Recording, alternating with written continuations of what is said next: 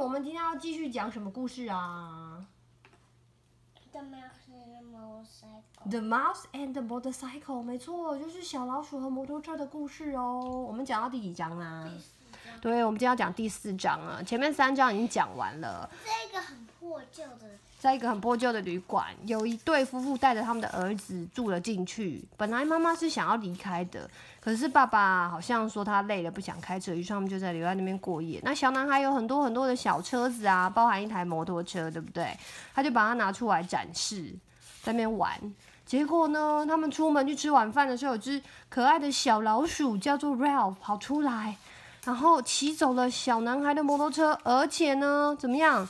掉进了垃圾桶里，他爬出来了吗？没有，他被困在里面了。好，那我们今天接着看第4章，看看他有没有办法逃出来。Chapter 4, Keith. Ralph did not know how much time had passed before he was awakened by the lamp on the bedside table shining down on him.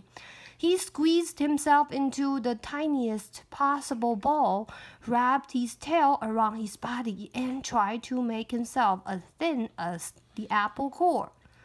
My motorcycle! Shouted the boy the very first thing. Someone stole my motorcycle!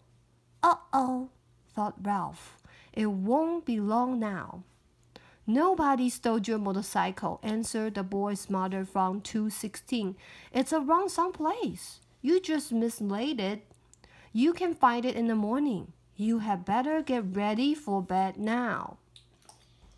No, I didn't mislay it, insisted the boy. I put it right here on the table beside my sports car. You will find it someplace, said his mother, not much interested. Boys were always losing things.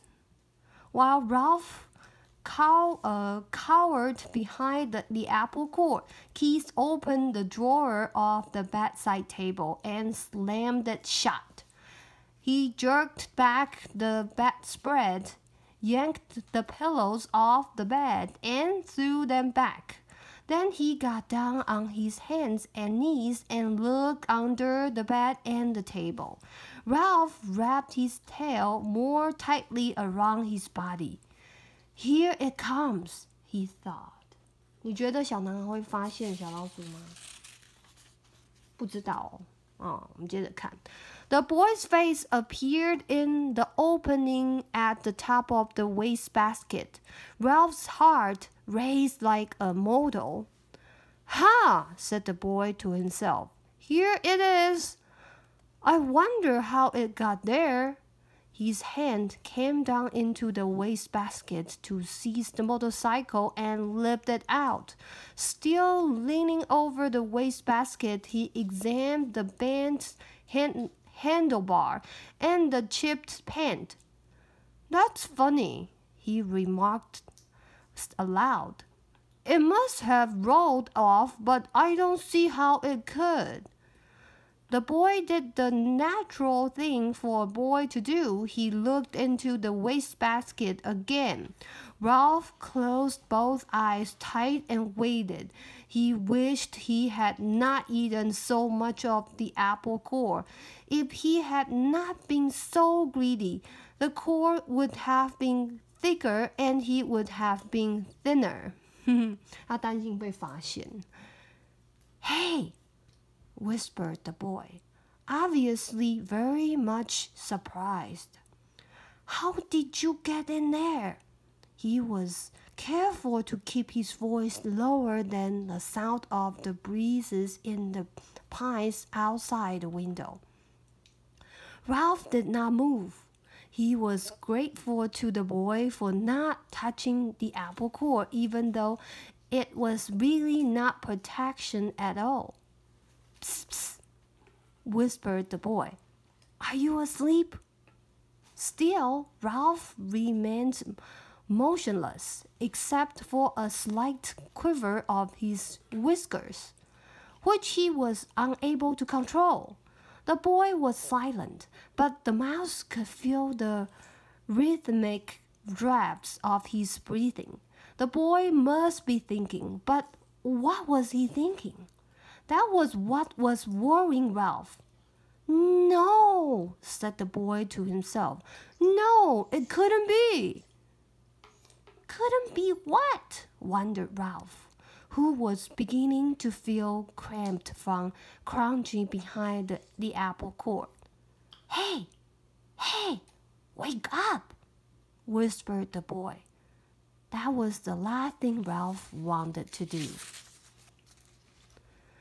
Come on, pleaded the boy. I won't hurt you. Ralph considered. After all, what did he have to lose? If he stayed in the wastebasket, he was almost certain to get dumped into the incinerator. He might as well come out from behind the court. If he did, he might find some opportunity to escape. Cautiously, he moved his head from his paws and opened one eye. The boy was smiling down at him. Encouraged, Ralph opened the other eye and lifted his head. That's the stuff, encouraged the boy. Now, come on, tell me, did you or didn't you ride my motorcycle off the bedside table? This took Ralph by surprise. He had not expected the boy to guess what happened. Well, yes, I guess you might say I did, confessed Ralph, rubbing his aching muscles. I thought so. Neither the mouse nor the boy was the least bit surprised that each could understand the other. 他们居然可以沟通诶！哦。Two creatures who shared a love for motorcycles naturally spoke the same language. That must have been some accident. Did it hurt much? Oh, some, answered Ralph with a display of bravado. Anyway, I didn't exactly ride it. I really coasted off. The telephone rang and startled me. Now, how about getting me out of here? Just a minute, said the boy. How did you get up here in the first place? Oh, climbed stupid on the telephone cord. Ralph instantly regretted his rudeness. He had better watch his tongue if he expected any help in escaping from the wastebasket. Oh, of course, said the boy apologetically. I should have thought of that myself. At that moment, there came a quick knock on the door to room 215 and the rattle of a key. 是谁来啦? Help! cried Ralph. The maid! Don't let her see me! Before the boy could do anything, the maid burst into the room. Oh, excuse me. She seemed surprised to see a boy kneeling by the wastebasket. I have come to turn down the bed. Oh, that's all right, said the boy quickly. I can do it myself. Thanks anyway. Thank you, said the maid, backing out of the room. Ralph knew she was not anxious to waste time turning down the bed. As soon as she finished her duties, she was going out to the parking lot to meet a busboy, a college boy whose job was clearing tables in the dining room. Phew, that was close. The boy seems every bit as relieved as Ralph. I will stay, agreed the mouse. Keith, called his mother from 216. Are you getting ready for bed? Oh, sort of, answered Keith. You better come in our bedroom and take a bath, said his mother. Mom, do I gotta? Asked Keith. Yes, you do, said his father. And don't forget to brush your teeth, said his mother. I won't, promised Keith. Then he whispered to Ralph, "You just lay down low. I will hurry and take a bath and get into bed and turn out the light, and after Mom comes and kisses me goodnight, we can talk some more." Lay low indeed.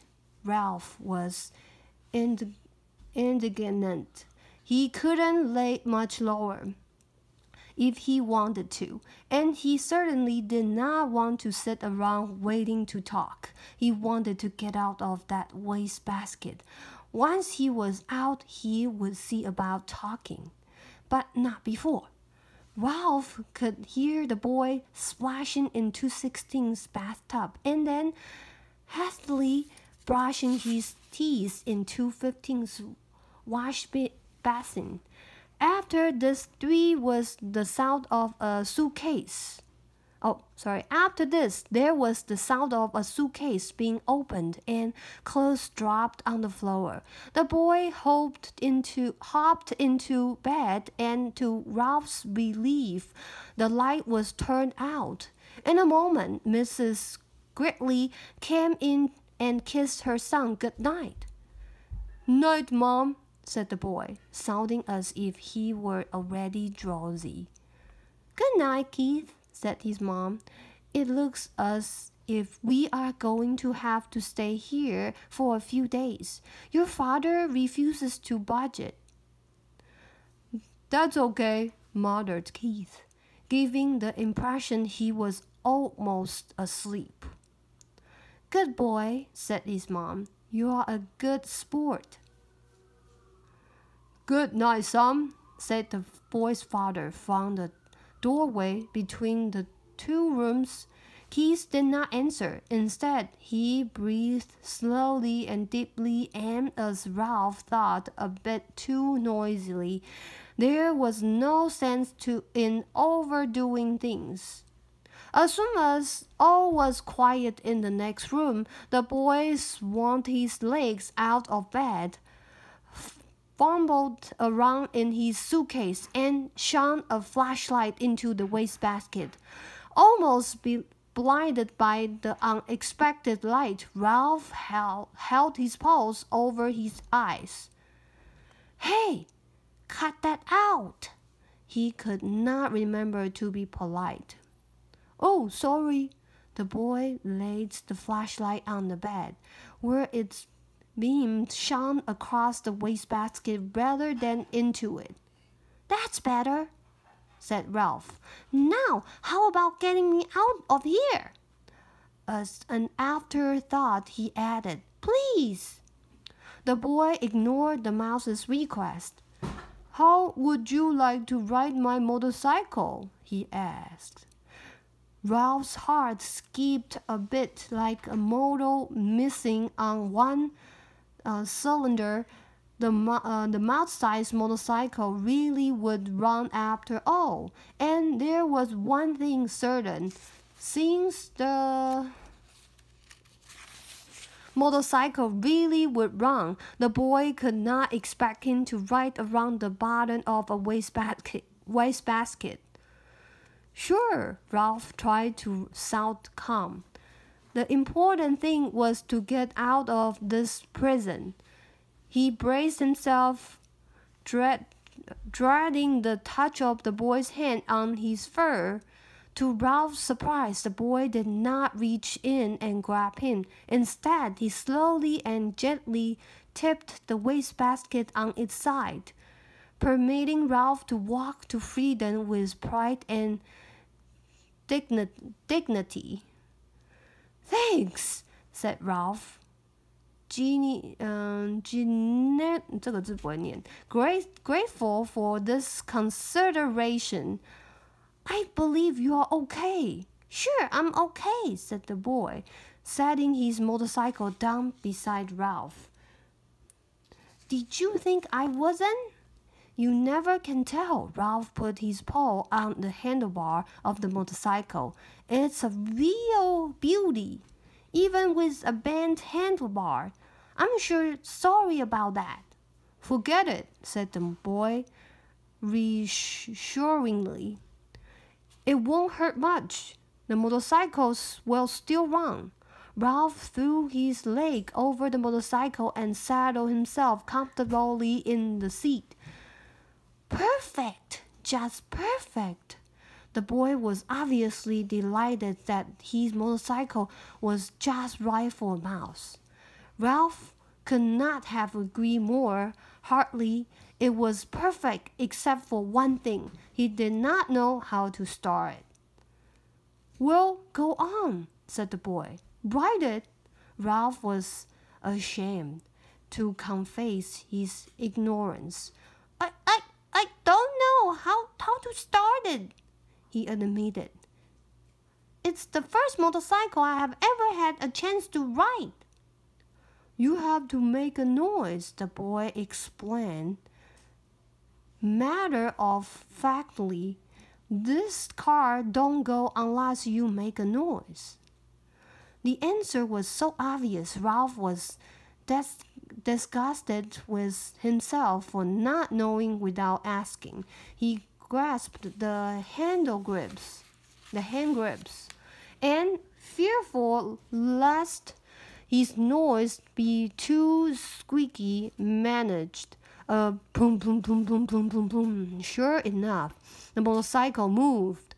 It really and truly moved across the threadbare carpet. Ralph was so excited that he promptly forgot to make the noise. The motorcycle stopped. Ralph started it again. Boom, boom, boom, boom, boom, boom, boom, boom, boom. This time, he remembered to keep on making the noise. He sped off into the square of moonlight on the carpet and found a good threadbare spot without any bumps. Look out for your tail, said the boy. Don't let it get caught in the spokes. Thanks for reminding me, said Ralph, causing the motorcycle to stop. He started it again and steered with one paw while he reached back with the other, caught up his tail, and held the tip safely against the handlebar. It was a glorious sensation. Speeding around on the carpet, freely and noisily, and most of all, fast. Ralph discovered that if he made the noise fast, the motorcycle speeded up. If he slowed the sound, the motorcycle slowed down. He promptly speeded up and raced around in the rectangle of moonlight, where he made another discovery. When he ran out of breath, the momentum of the motorcycle carried him on until he could take another breath. Gee, you're lucky, whispered the boy. In order to answer, Ralph had to stop. I am? It had never occurred to him that a mouse could be luckier than a boy. You sure are. The boy spoke with feeling. My mother would never let me ride a motorcycle. She would say I might break a leg or something silly like that. Well, if you want to come right down to it, said Ralph, I don't suppose my mother would be exactly crazy about the idea. He began to have an uneasy feeling that he really should be getting back to the mouse hole. Anyway, said the boy gloomily, it will be years and years before I'm old enough to ride a motorcycle, and then when I'm old enough, my mother won't let me. Ralph really felt sorry for the boy, hampered as he was by his youth and his mother. Go on, ride it some more, said the boy. I like to watch. Boom, boom, boom, boom, boom. Ralph started the motorcycle again and rode around in the moonlight once more. Faster and faster until he was dizzy from circling, dizzy with excitement, dizzy with the joy of speed. Never mind the danger. Never mind what his mother thought. This was living. This was what he wanted to do. On and on and on. Lucky, whispered the boy with envy in his voice. Ralph did not answer. He did not want to stop. 哇，他好过瘾，一直骑，一直骑，一直骑耶。哦，这一章好像比较长，讲完了，下一章是第5章，我们明天再接着讲吧。好，The end。